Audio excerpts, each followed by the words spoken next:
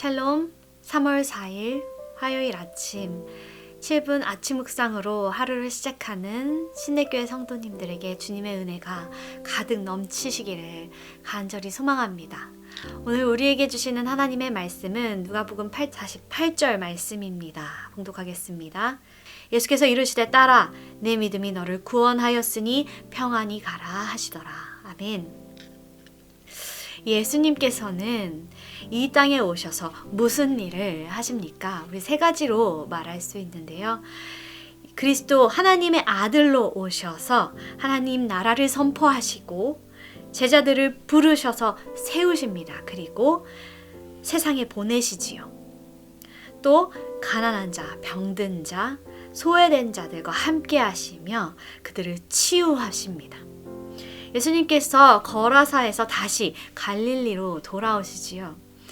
21절, 24절을 우리 보면 회당장 야이로의 어린 딸을 살려달라는 그 간청을 들으신 예수님께서 자신을 찾아온 큰 무리를 지나치시면서 야이로의 집으로 가는 중이셨습니다.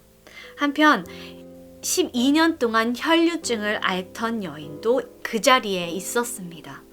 마가복음은 더 자세히 그녀가 예수님께 나아간 배경을 설명하고 있는데요. 그녀는 많은 이 의사들에게 치료를 받았지만 이것이 그녀에게 많은 괴로움을 가져다 주었다 기록합니다. 효험이 없어 그녀의 제사를 다 날렸습니다. 오히려 더 나빠진 상태였지요. 그런 그녀는 많은 이들을 치유하신다는 예수님의 소문을 들었던 것 같습니다.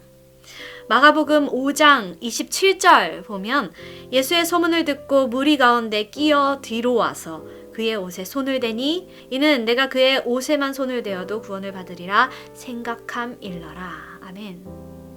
여기서 참 놀라운 것은 12년 동안 모든 의사에게서 치료받지 못했던 경험이 있는 그녀였습니다. 그녀가 예수님의 소문을 듣고는 내가 저분의 옷에 손을 대기만 하여도 병이 낫겠다라고 생각했다는 것입니다. 이는 단순히 낫겠다라는 희망 정도가 아닙니다. 이전에 어떤 의사에게도 고침받지 못해서 누구도 믿지 못할 만큼 괴로웠음에도 새롭게 그분의 능력을 믿는 믿음이었지요. 예수만이 자신의 병을 고칠 구원자라는 것을 믿었습니다. 이 생각함 일러라 라는 동사, 이 엘렉에는 반복적인 행위를 나타냅니다. 이것이 그녀가 마음속으로 한 번 생각한 것이 아니라 그 사실을 되뇌이고 또 되뇌었다는 것을 알 수 있지요. 끊임없이 하혈하고 있는 그녀는 유대법에 의해서도 부정한 자로 여겨졌습니다. 사회통 여자로서 뿐만 아니라 그 같은 병을 가진 부정한 자가 많은 사람들 앞에서 나설 수 있는 입장이었겠습니까? 그렇지 않습니다. 그런 상황에서 예수라는 유명인을 마주할 수도 없었을 것입니다.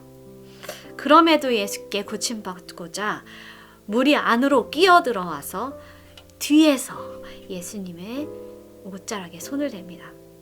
마태복음은 예수님의 겉옷가를 만졌다 기록하죠. 그녀는 손을 댄 즉시 피가 흐르는 것이 멈췄고 여인은 자신의 병이 나은 것을 알아챕니다. 사랑하는 성도 여러분, 오랜 고통 속에 있는 자들을 치유하시고 구원하시는 분은 오직 예수 그리스도이십니다. 생각해 보십시오. 세상의 어떤 다른 방법에 목을 메고 헤매는 것은 우리에게 얼마나 도움이 되었습니까? 오히려 소용이 없거나 어떤 때는 우리에게 해가 되기까지 합니다. 그러나 예수님은 어떠하십니까? 우리의 치료자 되어주시고 구원자 되어주십니다. 우리의 영적인 문제, 육적인 문제 상관없이 모든 문제를 들고 예수님께 나아가야 합니다. 그렇게 하기 위해서는 예수님의 소문을 듣고 많은 무리를 뚫고 예수님의 옷에 손만 대어도 나을 것이라는 그 믿음을 소유했던 여인처럼 우리가 간절함을 가져야 할 것입니다. 어떤 방해와 어려움을 이겨내고 내 문제를 어떻게든 그 앞에 장애물을 피해서라도 넘어서라도 주님께 가져가야 할 것입니다. 예수님은 그 순간 자신에게서 능력이 나은 것을 아시고 무리에게 돌아서서 누가 내게 손을 대었는가 찾으십니다. 여인은 자신에게 일어난 일을 숨길 수 없다는 것을 알고 떨며 예수님께 엎드려 고백합니다. 그러자 예수님께서 말씀하십니다. 딸아, 내 믿음이 너를 구원하였다. 내 믿음으로 병고침 받았으니 평안히 가라. 말씀하시죠. 사랑하는 성도 여러분, 구원받은 자는 자신에게 무슨 일이 일어났는지를 정확히 압니다. 어제 우리의 말씀과 같이 군대의 귀신에 들린 자도 하나님께서 자신에게 어떠한 큰일을 행하셨는지 확실히 알고 그것을 이웃에게 전하지 않습니까?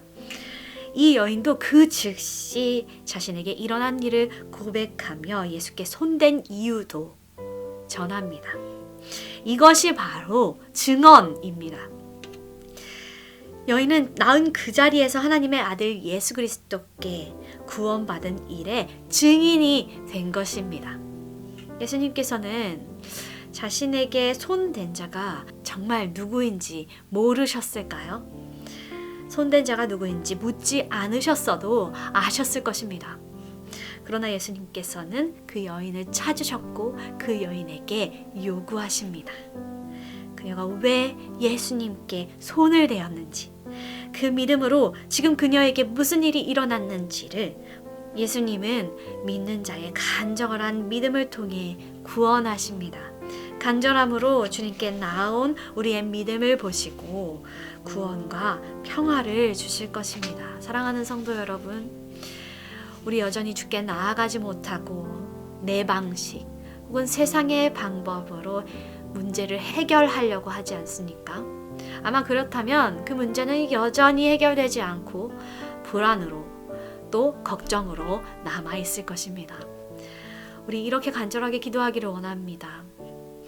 주님, 다른 방법이 아닌 오직 구원자 예수님을 찾아 옷자락이라도 만지는 그 믿음을 허락하여 주시옵소서.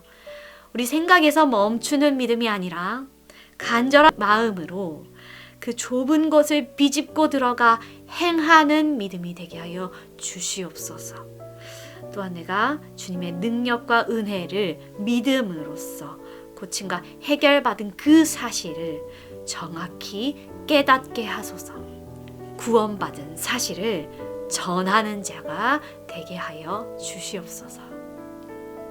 오늘 받으신 말씀을 가지고 예수님이 가르쳐 주신 기도 하시겠습니다.